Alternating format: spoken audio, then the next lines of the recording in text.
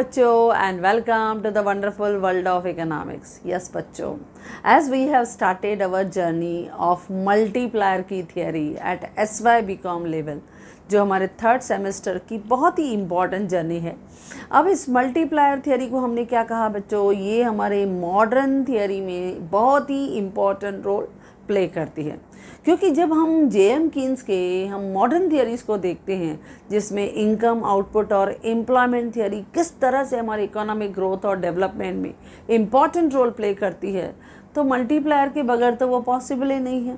अब इस थियरी को हमने विथ अजम्पशन के साथ कैसे कैलकुलेट करना है, कैसे वर्किंग था, इसका क्या स्केड्यूल था, क्या डायग्राम था, वो कम्प्लीटली हमने फर्स्ट पार्ट में देखा।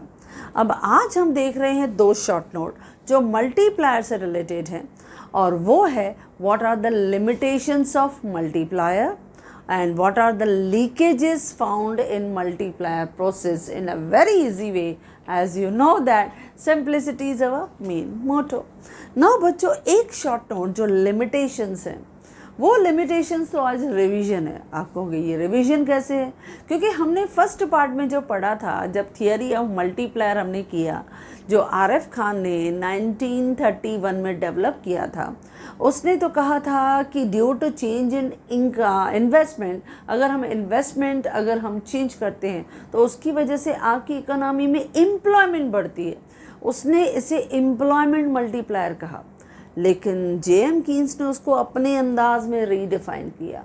उसने कहा कि change in investment, there is increase in income in the economy. उसने इसे इनकम मल्टीप्लायर करके प्रूव किया, जस्टिफाई करके दिखाया कि कैसे जब हम अपनी इकोनॉमी में इन्वेस्टमेंट को इंक्रीज करते हैं तो उस इंक्रीज इन इनकम की वजह से हमारी इकोनॉमी में हमारा आउटपुट बढ़ता है, प्रोडक्टिविटी बढ़ती है, एम्प्लॉयमेंट भी बढ़ता है, और अल्टीमेटली हमारे देश का इनकम लेवल जो है वो बढ़ता है।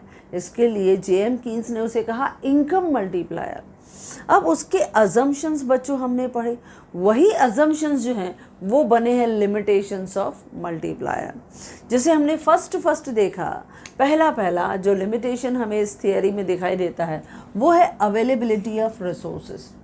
क्योंकि हमने अज्यूम किया था कि हमारी इकोनॉमी में कंटिन्यूस जो है वो इन्वेस्टमेंट होता रहेगा, यानी रिसोर्सेज यूटिलाइज होते रहेंगे, यानी बहुत से रिसोर्सेज कंटिन्यूसली यूज़ होंगे।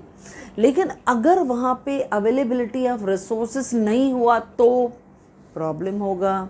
यानी यहाँ पे हमारे इस मॉडर्न इकोनॉमिस्ट के थियरी को कुछ इकोनॉमिस्ट ने क्रिटिसाइज़ किया ऑन व्हाट बेसिस कि अगर हमारे पास अवेलेबिलिटी ऑफ रिसोर्सेज नहीं होंगे तो, यानी मैन हो, मनी हो, मटेरियल हो, मशीनरी हो, मेथड्स हो, मार्केट हो, कहीं पे भी शॉर्टेज ऑफ रिसोर्सेज आया, यानी इसकी वजह से जो मल्टीप्लायर इफेक्ट है वो पूरी तरह से इफेक्टिवली वर्क नहीं करेगा, यानी मल्टीप्लायर विल बी रिड्यूस्ड, वो कम हो जाएगा। सेकंड हमने देखा अवेलेबिलिटी ऑफ कंज्यूमर गुड्स। हमने अज्यूम किया था कि जब हम मल्टीप्लायर के थियरी को यूज़ कर रहे हैं तो हमारी इकोनॉमी में जो कंज्यूमर गुड्स हैं वो इनफ अवेलेबल होने चाहिए, क्योंकि हमने देखा हमारी इकोनॉमी में से जो इंक्रीज इन इनकम है वो हम कहाँ ज़्यादा स्पेंड कर रहे हैं, ऑन कंज्यूमर गुड्स, यानी प्रोपेंसिटी टू कंज्यूम पे जब हम खर्चा कर रहे हैं तो उतनी enough quantity of consumer goods होने चाहिए। लेकिन अगर हमारे पास कंज्यूमर गुड्स की अवेलेबिलिटी नहीं हुई, शॉर्टेज हुई, अगर एमपीसी रिड्यूस हुआ, अगर एमपीसी कम हुआ तो मल्टीप्लायर भी कम हो जाएगा। तो इसकी वजह से हमने एक अजम्पशन लिया था कि there must be enough quantity available in the economy, assume किया था। लेकिन जो क्रिटिक्स हैं वो कहते हैं अगर वो कंज्यूमर गुड्स अवेलेबल नहीं हुए तो मल्टीप्लायर का जो थियरी है वो प्रॉपरली इफेक्टिवली वर्क नहीं करेगा। ओके बच्चों, थर्ड है एमपीसी नॉट कांस्टेंट। हमने ये भी अजम्पशन लिया था कि जब हमने जेएम कीन्स के थियरी को लिया तो हमने जो एमपीसी का लेवल लिया वो लिया 4/5, जो हमने कांस्टेंट लिया। जितना भी हमारी इकोनॉमी में इन्वेस्टमेंट इनकम बढ़ रहा था उसका 80% हम एमपीसी की तरफ स्पेंड कर रहे थे, खर्चा कर रहे थे, यानी 0.4.5 यानी 0.8% हम कंज्यूम कर रहे थे। Whatever we earn out of that 80% we divert on our consumption. तो यहाँ पे MPC all the time constant नहीं होती है बच्चों। क्यों? क्योंकि हमने जेएम कीन्स का लॉ, कंजम्पशन लॉ पढ़ा था, that is called psychological law of consumption. याद है बच्चों? आज मैं फिर से आपको बता रही हूँ, हमने जो कंजम्पशन फंक्शन का चैप्टर देखा था उसमें हमने जेएम कीन्स का लॉ को प्रूव किया था कि जैसे जैसे इनकम बढ़ती है कंजम्पशन भी बढ़ती है, बट एट डिमिनिशिंग रेट। लेकिन जैसे जैसे इनकम बढ़ती है तो सेविंग बढ़ती है, बट एट इंक्रीजिंग रेट। फ़र्क होता है, डिफरेंस होता है। तो इसके लिए MPC कभी भी कांस्टेंट नहीं होती है। MPC will go on diminishing with increase in income, वो रिड्यूस होती है। हम जितना कमाते हैं कि suppose initially when we are earning 50,000, उसका मैंने 80% जो है 40,000 खर्चा किया।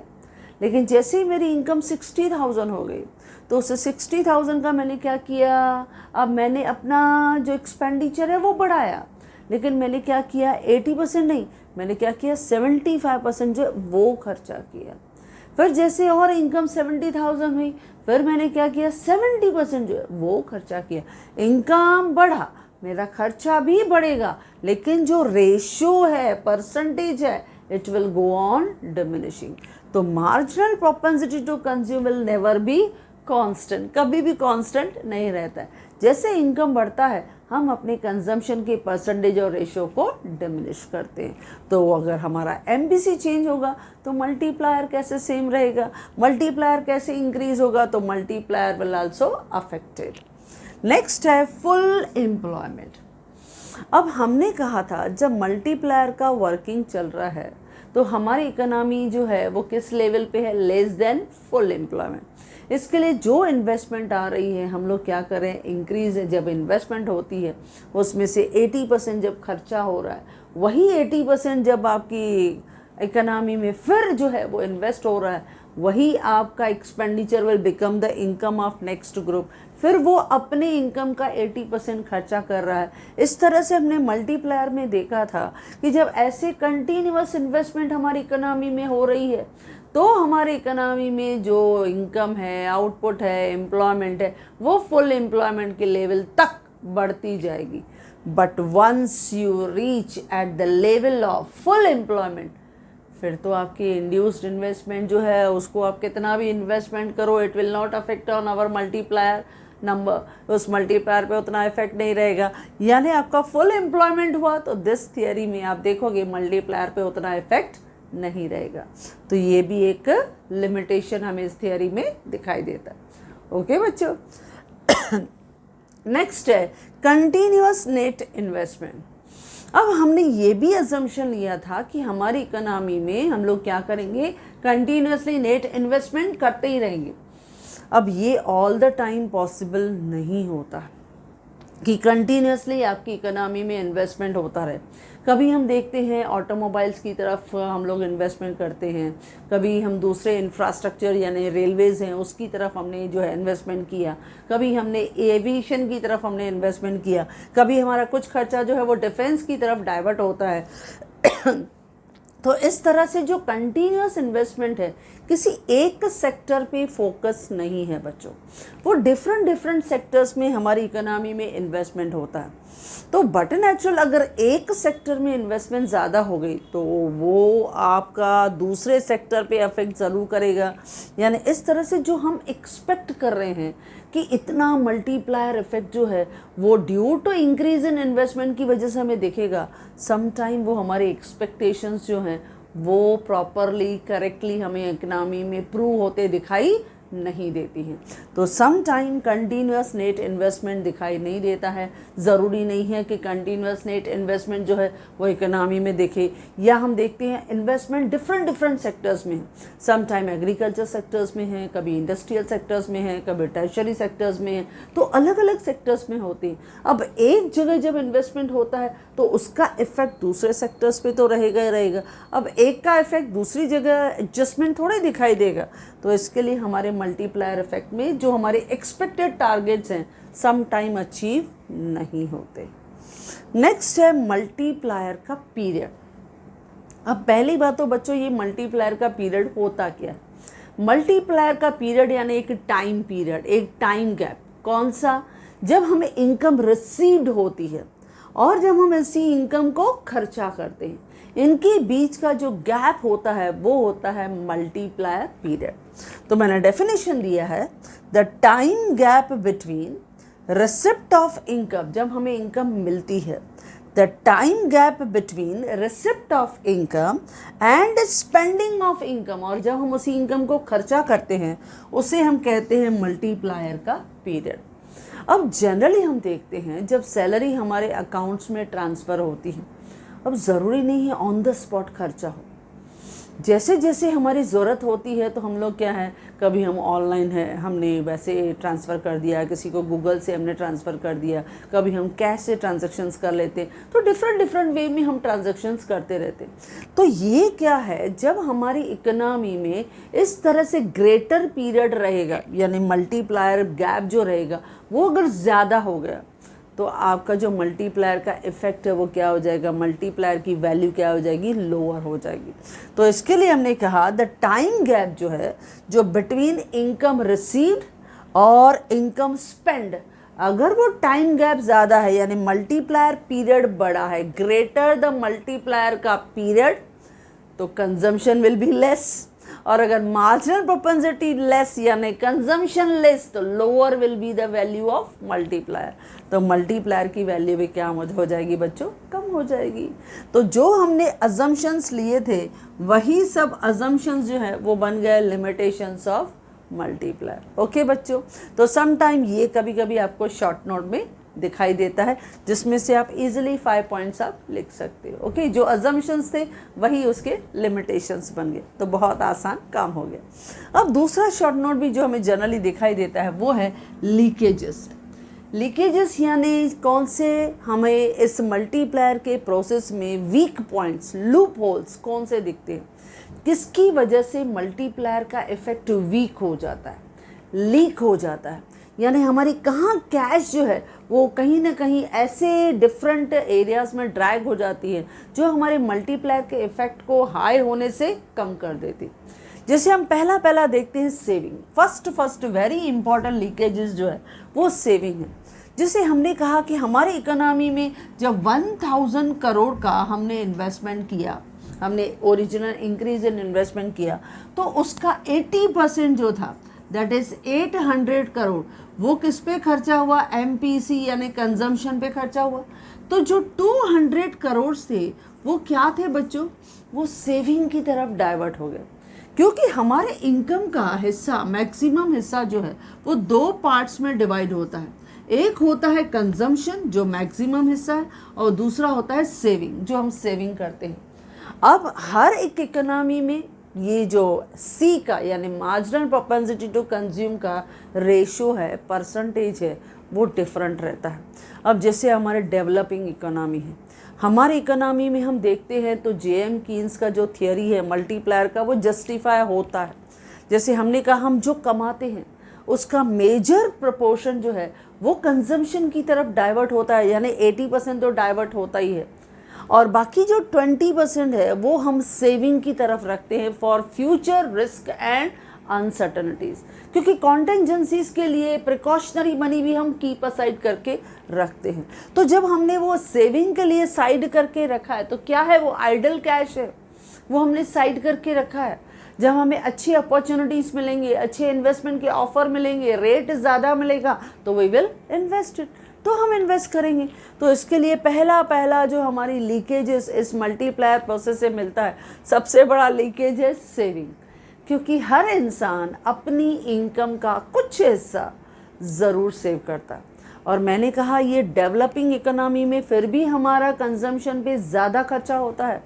If you will consider this consumption ratio of developed economy, वहाँ तो ऐसा है कि 50% उनका कंजम्पशन 50% सेविंग और इन्वेस्टमेंट की तरफ डाइवर्ट होता है, तो वहाँ तो लीकेजेस जो है वो ज़्यादा है, तो मल्टीप्लायर वैल्यू क्या हो जाएगी, रिड्यूस हो जाएगी, कम हो जाएगी। तो पहला सबसे बड़ा लीकेज है सेविंग। सेकंड लीकेज होता है पेइंग ऑफ डेब्ट, कि जैसे हमारी इकोनॉमी में इनकम बढ़ी, हमारी इनकम बढ़ी, लेकिन मैंने क्या किया, from that increase in income I repay my old debts. मैंने किसी से कर्जा लिया था, मैंने किसी से बोरो किया था, वो जो पुराने कर्जे थे, ओल्ड डेब्ट्स थे, मैंने उसको रीपे कर दिया कि कर्जा नहीं चाहिए, मैंने वापस कर दिया। अब मैंने कर्जा वापस किया, मतलब मैंने वो इंक्रीज इन इनकम कंजम्पशन पे खर्चा नहीं किया। कंजम्पशन रिड्यूस तो मल्टीप्लायर का वैल्यू भी रिड्यूस हो गया, कम हो गया। तो पेइंग ऑफ डेब्ट जो है ये सेकंड लीकेजेस है जो हमारी इकोनॉमी में दिखाई देता है, जिसकी वजह से मल्टीप्लायर हमारी इकोनॉमी में उस लेवल, उस एक्सपेक्टेशन, उस टारगेट को टच नहीं करता है जितना हम एक्सपेक्ट करते हैं। तो इसके लिए पेइंग ऑफ डेब्ट is the second leakages of our multiplier process. Third है इम्पोर्ट। अब हमारी इकोनॉमी, हमने यहाँ पे अजम्पशन लिया था कि इकोनॉमी क्लोज्ड है, लेकिन आजकल तो इकोनॉमी कोई भी क्लोज्ड नहीं है, हर economy is the open economy. और जब ओपन इकोनॉमी है तो हम अपनी इनकम का कुछ हिस्सा इम्पोर्टेड गुड्स एंड सर्विसेज पे भी खर्चा करते हैं। जैसे हम अब्रॉड घूमने चले गए, अब जब अब्रॉड घूमने चले गए तो हमने वहाँ पे एयरलाइंस पे कुछ पेमेंट कर दिया, वहाँ पे गए हमने रिचार्ज किया, वहाँ पे गए हमने शॉपिंग किया, तो ये सब चीज़ों पे हमने इम्पोर्ट पे, हमने कंजम्पशन पे खर्चा किया, लेकिन वो पूरा पैसा किधर गया, हमारे डोमेस्टिक कंट्री को मिला नहीं, किधर मिला, फॉरेन कंट्री को मिला। तो इससे हमारी इकोनॉमी में मल्टीप्लायर इफेक्ट, मल्टीप्लायर वैल्यू बढ़ेगा नहीं, क्योंकि हमारी इकोनॉमी को थोड़ी जो है वो कंजम्पशन का कोई इफेक्ट मिला, कुछ भी नहीं मिला। तो इसके लिए हमारे इंपोर्ट वैल्यू में भी हम देखते हैं, जब हमारी इकोनॉमी में इंपोर्ट पे खर्चा करते हैं तो हमारे इकोनॉमी का marginal propensity to consume reduce हुआ, जिससे वैल्यू ऑफ मल्टीप्लायर भी रिड्यूस होता है। क्लियर बच्चों? तो इंपोर्ट का फ़ायदा भी हमारे मल्टीप्लायर के इफेक्ट को नहीं मिलता। नेक्स्ट है टैक्सेशन। अब टैक्सेशन क्या होता है, जैसे स्पेशली हमने डायरेक्ट टैक्स भरा तो हम लोग क्या देखते हैं, डिस्पोजेबल इनकम। अब डिस्पोजेबल इनकम कैसे मिलती है बच्चों? डिस्पोजेबल इनकम मिलती है जब हमारे टोटल इनकम में से हम पे करते हैं, टोटल इनकम में से हम पे करते हैं डायरेक्ट टैक्स। मैंने डायरेक्ट टैक्स पे किया। अब अगर जितने डायरेक्ट टैक्सेशन की वजह से, या सपोज इनडायरेक्ट टैक्सेस भी हैं या डायरेक्ट टैक्सेस भी हैं, तो उन डायरेक्ट टैक्सेस की वजह से, टैक्सेशन की वजह से मेरा कुछ हिस्सा जो है वो अथॉरिटीज़ की तरफ डाइवर्ट हुआ, यानी मेरी इनकम रिड्यूस हुई। अब जब इनकम रिड्यूस होती है टैक्सेशन की वजह से, तो मेरा कंजम्पशन बढ़ा नहीं, मेरा कंजम्पशन नहीं बढ़ा। जब कंजम्पशन नहीं बढ़ा तो मल्टीप्लायर की वैल्यू भी क्या हो जाएगी, रिड्यूस हो जाएगी। तो सम टाइम टैक्सेशन भी आपके मल्टीप्लायर के वैल्यू को रिड्यूस कर देते हैं, क्योंकि टैक्सेशन की वजह से हमारा परचेजिंग पावर रिड्यूस होता है। जब कंजम्पशन कम होगा, परचेजिंग कम होगा, तो मल्टीप्लायर की वैल्यू भी रिड्यूस होगी। क्लियर बच्चों? है ना बहुत आसान। नेक्स्ट है इन्फ्लेशन। अब इन्फ्लेशन यानी महंगाई, राइज इन प्राइस। अब हमारे इकोनॉमी में इनकम बढ़ी, लेकिन वो इनकम का हिस्सा हमने कंजम्पशन पे खर्चा किया, लेकिन वो कंजम्पशन ने हमारा परचेसिंग पावर नहीं बढ़ाया, हमने ज़्यादा कंज्यूम नहीं किया, वो हमारे हायर प्राइसेस पे खर्चा हुआ क्योंकि महंगाई बढ़ गई थी। तो जब हमारी इकोनॉमी में हमने high price of goods and services पे किया, तो इन्फ्लेशन ने हमारे एक्सेस इनकम को एब्जॉर्ब कर लिया, महंगाई ने हमारे एक्सेस इंक्रीज इन इनकम को एब्जॉर्ब कर दिया। तो इससे हमारे इकोनॉमी का consumption level, purchasing power, purchasing quantity वो नहीं बढ़ा, तो मल्टीप्लायर की वैल्यू भी डाउन रहेगी। तो इन्फ्लेशन भी एक लीकेजेस जो है वो हमारे मल्टीप्लायर प्रोसेस में दिखाई देता है। नेक्स्ट है अनडिस्ट्रीब्यूटेड प्रॉफिट्स। अब ये अनडिस्ट्रीब्यूटेड प्रॉफिट्स कहाँ दिखाई देते हैं बच्चों? ये बिजनेसमैन के पास होते हैं, एंटरप्रेन्योर्स के पास होते हैं। जब वो अपने ही कुछ अनडिस्ट्रीब्यूटेड प्रॉफिट्स को अपने पास रिजर्व करके रखते हैं टू कीप असाइड, ताकि वो शेयर होल्डर्स को आगे चल के डिविडेंड डिक्लेयर करेंगे। ओके, वो अपने जो शेयर होल्डर्स हैं उनको वो प्रॉफिट का हिस्सा देते हैं in the form of dividend, जिससे उन शेयर होल्डर्स की इनकम बढ़ती है। लेकिन जब तक वो अनडिस्ट्रीब्यूटेड प्रॉफिट कीप असाइड है, साइड करके रखा हुआ है, यानी वो क्या है, आइडल कैश है। अब जब तक वो शेयर होल्डर के हाथ में आता नहीं है तब तक वो खर्चा होता नहीं है। इसके लिए एमपीसी लेवल कम, कंजम्पशन कम और मल्टीप्लायर भी कम। तो जब तक वो प्रॉफिट अनडिस्ट्रीब्यूटेड है, जब तक वो शेयर होल्डर्स के हाथ में नहीं आता है, टिल देन वो हमारी इकोनॉमी में कंजम्पशन रेशियो को नहीं बढ़ाते हैं और मल्टीप्लायर वैल्यू रिड्यूस होती है। ओके बच्चों, नेक्स्ट होता है holding of idle cash balance. अब ये हमने लिक्विडिटी प्रेफरेंस थियरी में पढ़ा है और ये हमें जेएम कीन्स ने ही बताया है कि हमेशा एक ह्यूमन बीइंग्स हो, यानी कॉमन इंडिविजुअल हो, अगर बिजनेसमैन हो, तो अपने पास कुछ कैश आइडल ज़रूर रखते हैं। For what purpose? For speculative purpose. पता नहीं कौन सा इन्वेस्टमेंट का ऑफर हमारे पास अच्छा आ जाए। जैसे ही इन्वेस्टमेंट का अच्छा ऑफर आ जाएगा, रेट ऑफ इंटरेस्ट हाई रहेगा, तो we will invest it, we will try to grab that opportunity. हम उस अपॉर्चुनिटी को पकड़ लेंगे क्योंकि अच्छा रेट मिल गया, तो वी विल इन्वेस्ट मोर, हम ज़्यादा इन्वेस्ट करेंगे। तो इसके लिए जब हम आइडल कैश बैलेंस को पकड़ के रखा है, क्योंकि मार्केट में रेट कम है, हमें जब तक अच्छे ऑफर नहीं मिलते हैं तब तक कैश ऐसे ही पड़ा हुआ है, आइडल पड़ा है, तो इससे क्या कंजम्पशन बढ़ा है? No, not at all. इसकी वजह से कंजम्पशन कम और आपका मल्टीप्लायर की वैल्यू भी रिड्यूस। ओके बच्चों, नेक्स्ट है purchase of old shares and securities. अब ये भी इजी पॉइंट है। जब एक पर्सन जो है वो अपनी फंड्स को, अपने इंक्रीज इन इनकम को यूटिलाइज करता है, कहाँ? उसने ओल्ड शेयर्स, यानी उसने सेकेंडरी मार्केट में, ट्रेडिंग में जो है वो यूज़ कर लिया।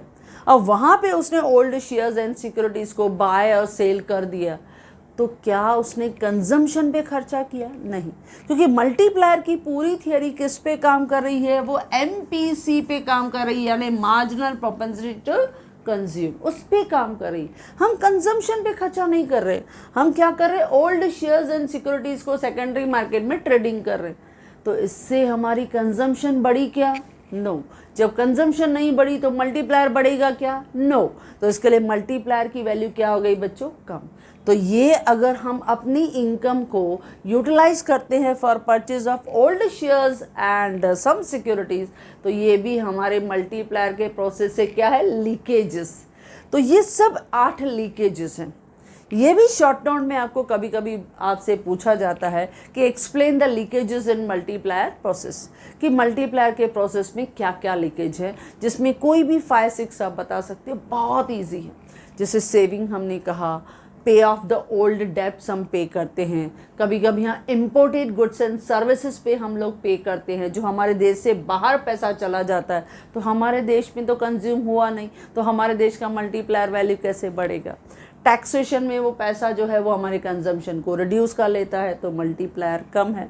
इन्फ्लेशन, महंगाई की वजह से, महंगाई ने हमारी इंक्रीज इन इनकम को एब्जॉर्ब कर लिया, तो हमारा परचेसिंग पावर थोड़ी बढ़ा, इसकी वजह से आपका multiplier effect down. Then undistributed power profits जो है, जो हमारे एंटरप्रेन्योर्स के पास पड़ा हुआ है, शेयर होल्डर्स का डिविडेंड होगा, जब डिक्लेयर होगा तो they will utilize for the various consumption purpose, till then वो लीकेजेस ही माना जाएगा।